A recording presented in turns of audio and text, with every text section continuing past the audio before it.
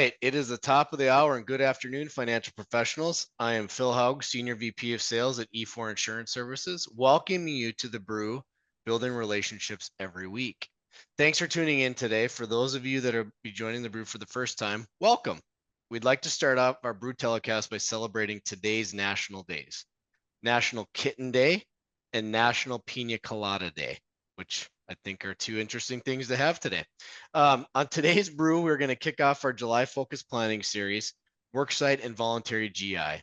Myself and Steve Walker, Vice President of Institutional Accounts, will talk about the benefits of working with a more significant number of clients without without the hassle of lengthy underwriting and primary guaranteed issue solutions we are seeing success with.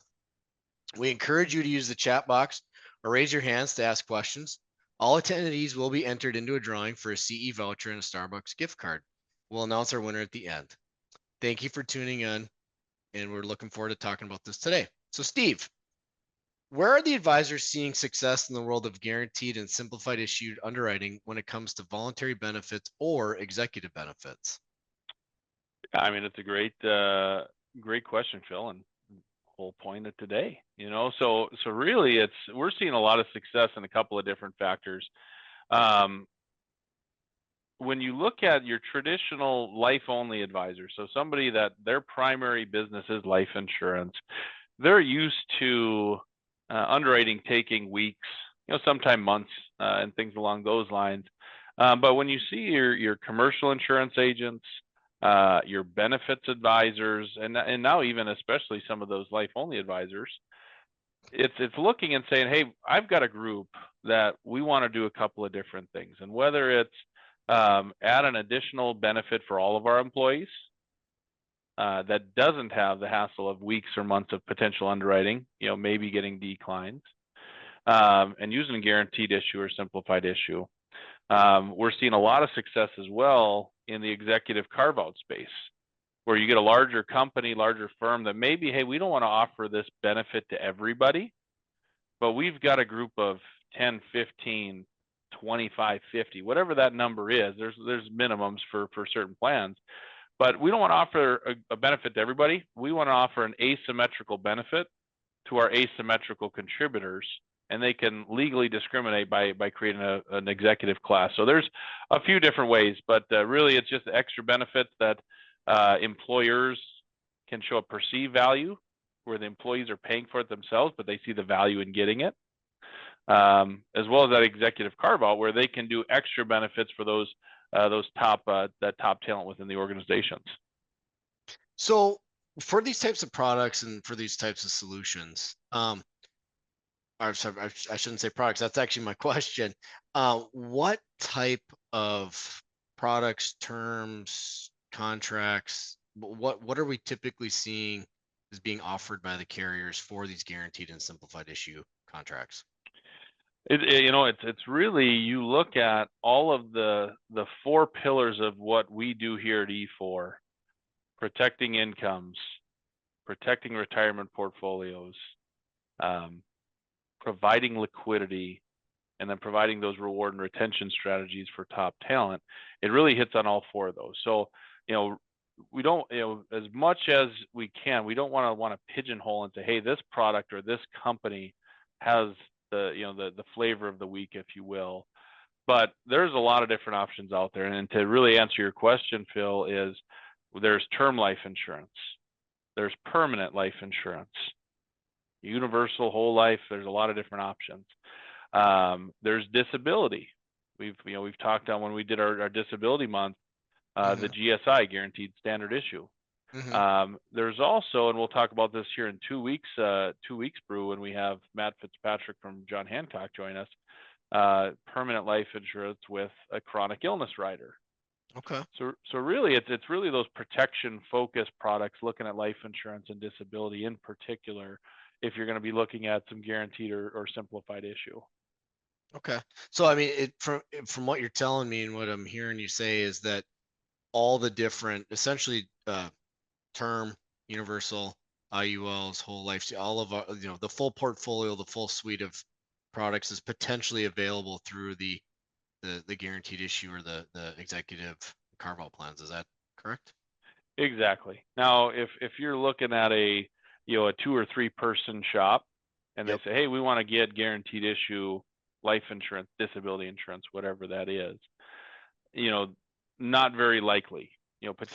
Probably Yeah. for all intents and purposes, not going to happen. But when you get to that, on disability, it's at least 5 lives. When you get to life insurance, some carriers are 10, some are 15. But once you get to that number of covered lives, yes, the full suite of products is available. So rather than being a typical wholesaler and saying, hey, company A's product for this is the best thing, it's going to work for all of your clients, Mm-hmm.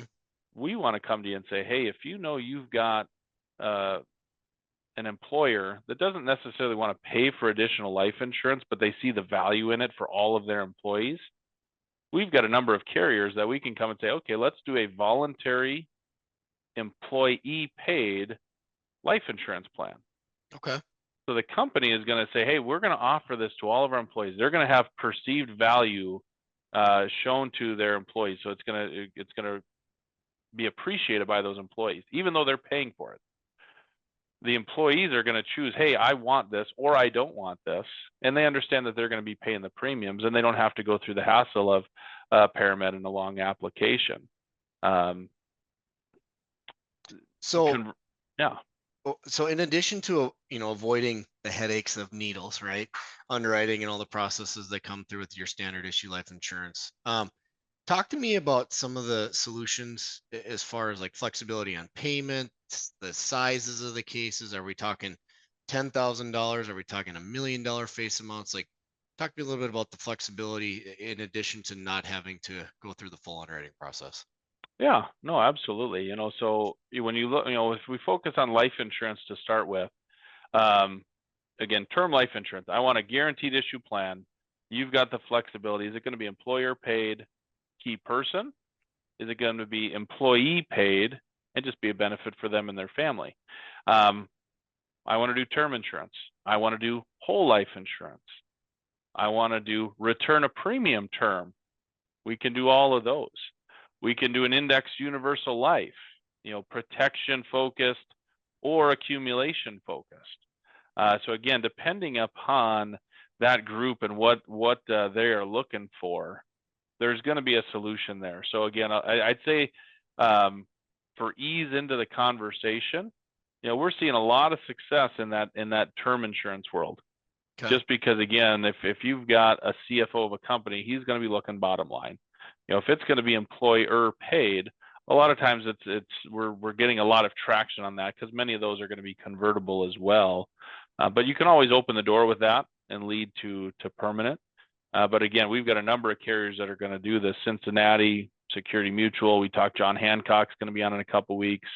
Lincoln, Protective, Symetra. There's a number of very recognizable names that our advisors are familiar with. That's cool. So tell me about what are a couple of diving in a little bit deeper. Tell me about some ideal client profiles that the advisors should be looking for and thinking about when it comes to these types of plans. Yep. And one thing, and I know a lot of the advisors I work with are in the property and casualty market, whether that's personal lines or commercial lines. And anybody that does P&C right now, and I know there's a number on here right now and that'll watch it later, it's a difficult, challenging market, with what carriers are doing. It's a great way that you can add revenue to your practice, and it's a great way that you can add retention to your practice by simply going to your clients. And, let's say I've got a company, we'll say it's a blue collar industry. Typically the benefits that are offered to them, again, some companies are anomalies, but a lot of times they're not, you're seeing a lot of employer paid benefits, but they want to take care of their employees. We've got some guaranteed issue life insurance contracts. Again, you can go to your contact and, let's say Phil's the head of HR at company XYZ, and they've got at least, 10 or 15 or more full-time employees. Phil, hey, again, I know the employment market right now is not easy. It's hard to find good people, and it's even harder to keep good people. Right. Is what a lot of my clients are telling me. and costs are always a concern. So would you like to, I've got an idea and I got a concept I want to share with you where you can offer up a benefit that your employees can choose to purchase if they want. It's going to be their own dollars. Mm-hmm. It's going to have all the perks of group insurance where it's payroll deduction. It's guaranteed issue, but it doesn't have the drawbacks of group where, again, if I leave, I lose it. It can be individually owned from the onset. And it's just got the benefits of a payroll deduction. And you can do term, permanent, return a premium. You've got that flexibility. Phil, would that be something your employees would value? Because a lot of times, some companies have people that are uninsurable. They can't get life insurance, where we can come and provide you some guaranteed issue. Absolutely. Yeah. Anybody who knows me knows I wouldn't be the head of HR, but a good example. The one thing I had an opportunity to work with a very large worksite producer on these types of plans, and one of the things that his opener was always he'd come into the business, he'd either come into the decision maker or he'd come into the owner. He'd ask a simple question, and he'd say, "Is there anybody that works for you or with you that's uninsurable?" And he said, "You get more than 10 people in a room, you get more than 10 people in a group, there is somebody that's uninsurable, right?" So the answer is always, well, yeah, Joe's got a bad heart or, whatever. And, the idea is not to have a lot of adverse selection, but it was a really good opener for him to come in and say, "Is there anybody that's you don't believe is insurable?" And they would say, "Yeah, there is." And he'd say, "Well, I've got a voluntary benefit that you can offer. There's no cost to you, right? So the individual can choose to pay for it themselves. They own it. They can take it with them. If you'd like to pay for it, you certainly can. If you want to split it, we can do that. The carrier will really, kind of cater to what your needs are, but you can provide life insurance to that individual and their family." So he was extremely successful. I mean, he picked up a group of 2,500 individuals, and about 1,800 of them signed up. So it is a lucrative market, and that was his opener, which is there anybody that you work with that is uninsurable? And they would always say yes, and then he would pivot and use that. So Steve, why are you, in addition to the PNC markets, are you seeing these types of things? Obviously, it's an extremely hard market. Commercial insurance producers, they're dealing with the CFOs and the producers, or not the producers, but the owners. In addition to that, are you seeing stuff from benefit shops, or just anybody that's working with a business owner? Is there something that's kind of jumping out that you want to make mention? Yeah, no, absolutely. The benefits producers are seeing a ton of opportunities because they're getting in front of them at renewal.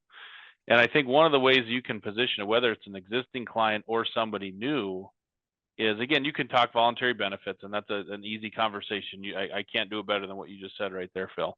But another way you can look at it is, hey, Mr. and Mrs. HR or Mr. and Mrs. CFO, business owner, whoever the contact is, hey, we've done a great job. You've done a great job of implementing this benefit plan that you're working with and in providing this to your employees. What we haven't touched on yet is your executive benefits. Those, the C-suite, the top sales, the key people, those people that really bring a tremendous amount of revenue and value to the company. Would you want to look at doing something over and beyond the benefits that everybody gets? Mm-hmm. And that opens up the conversation of the executive benefits conversation, whether it's guaranteed standard issue disability insurance, life insurance with a chronic illness rider. It's going to open up a lot of those doors just by simply having that conversation. And twofold, if it's a new company you're approaching and their current benefits advisor hasn't talked to them about executive benefits, they're going to be wondering, well, what is that? Why hasn't my current advisor told me anything about this? And it sets you apart. Yeah. If they're a current client, even if they say no, at least you'd offered it. So if somebody else tries to come in and take the account, they at least are aware that you do that. So Yeah. that's, with those benefit advisors, it's great. And then lastly, even with, financial advisors or Mm-hmm. personal lines producers that maybe they don't have the benefits of the commercial insurance, but they work with, the COO or the CFO of a company, somebody in Yeah. that decision-making capacity, 9 times out of 10, their disability insurance isn't adequate. probably about 8, 9 out of 10 times their life insurance is inadequate. So if you can have a discussion with those decision makers, maybe there's a couple extra hoops to jump through to get to that the person that's going to ultimately decide. But that's another door opener that is really like you touched on. Instead of having one client, you got 10 or 15 or 1,800 in the case you mentioned. Right. Right. Right. No, you mentioned earlier, the decision makers, and I think I never thought about that. It's a really good way to approach it if you're a producer, an advisor, to come in and make the assumptive close, right? Let me review your executive bonus plan, or let me look at your executive benefits plan. Just Yep. assume that they have it. My assumption, my guess is that most places are going to be like, what are you talking about? Right.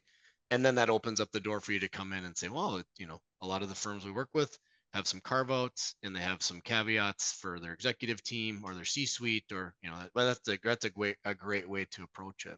I know And that and one thing along those lines, real quick, Phil, mhm, but it reminded me of something I wanted to touch on is we worked with an advisor on a group with a law firm, and we mhm, implemented a guaranteed standard issue disability plan towards the end of last year.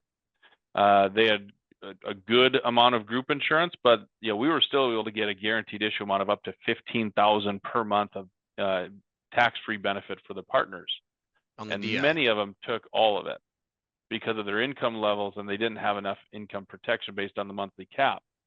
Now, they think about that. You got 15 partners of an attorney. There's probably likely 15 different financial advisors that had that exact same opportunity that you could have just talked to an individual client that, hey, holy cow, you're really short on your disability income protection. Let's talk to your entire group. So if you're a financial advisor, don't overlook that opportunity to work with those groups just by introducing your partner of a accounting firm or law firm, whatever it might be. Yeah. Yeah. So the professional services, the white collar offices, the opportunities to come in and, Yep. and provide those options. Very cool. So in addition to lots of options, it's guaranteed issue. It's individually owned. It's comps out pretty well to the advisors, or anything that we're not. Obviously, this is kind of an up and coming area that it's been around for a long time, but we're seeing a lot more activity with it. Um, is there anything that we haven't covered that we should definitely make mention today on the work side and the guaranteed issue stuff? There's a lot of firms, again, especially if you're working for a firm. If you own your own firm, obviously you don't have production goals and revenue goals and things along those lines. But a lot of the advisors we work with work at firms that say, hey, I got to have X amount of production, and that's Mm-hmm. oftentimes tied to new business revenue. Mm-hmm. This is a great way to get in front of a large number of people.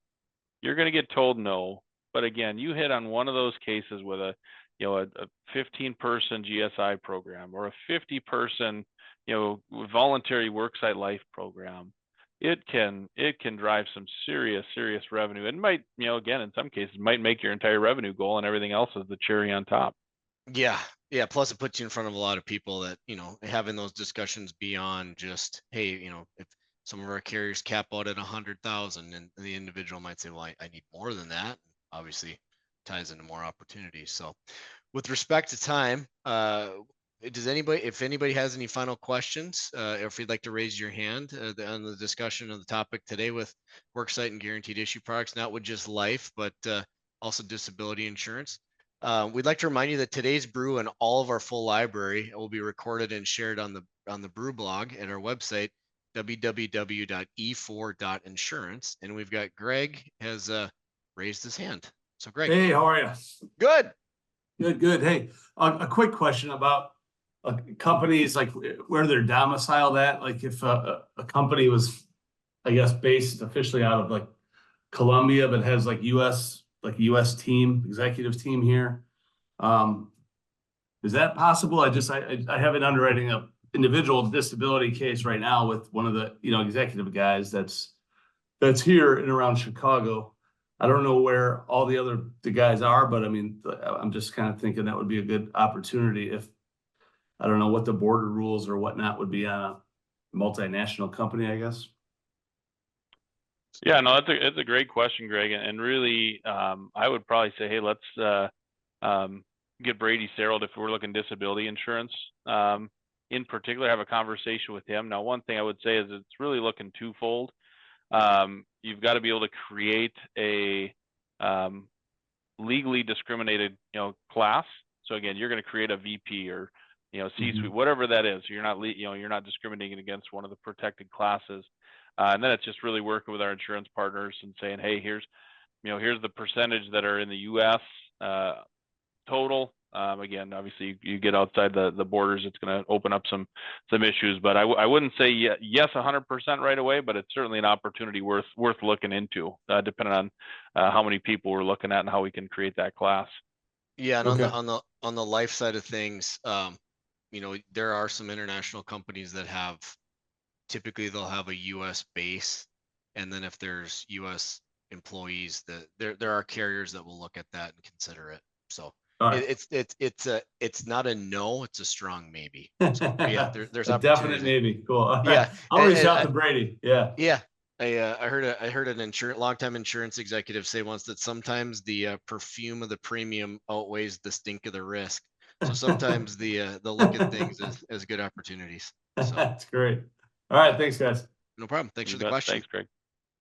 So, all right, with that, Steve, I'd like you to pick a number between 1 and 46.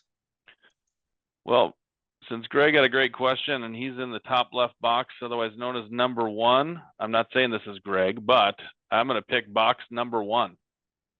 Box number 1 happens to be Casey Skillings. So Casey, congratulations on winning the Starbucks gift card and the complimentary CE. I do want, and that will be sent to you here shortly from our partners here at E4. I do want to make mention next week on the 17th, there will not be a brew due to our annual sales retreat for all the VPs and all the staff for E4. So be on the lookout for our next brew, which will be, again, our July Focus Planning Series will be on the 24th with Steve Walker and John Hancock's Regional Vice President, Matthew Fitzpatrick. Since it is golf season, not the U.S. Open winner, but the guy that has the same name, the VP for John Hancock. So tune in to learn more about the innovative new ways business owners can help recruit and retain their best employees. Steve and Matt will discuss John Hancock's premier benefit IUL program, which offers simplified underwriting for index universal life with a long-term care rider. Thank you everyone for attending, and we will see you not next week, but in 2 weeks on the brew.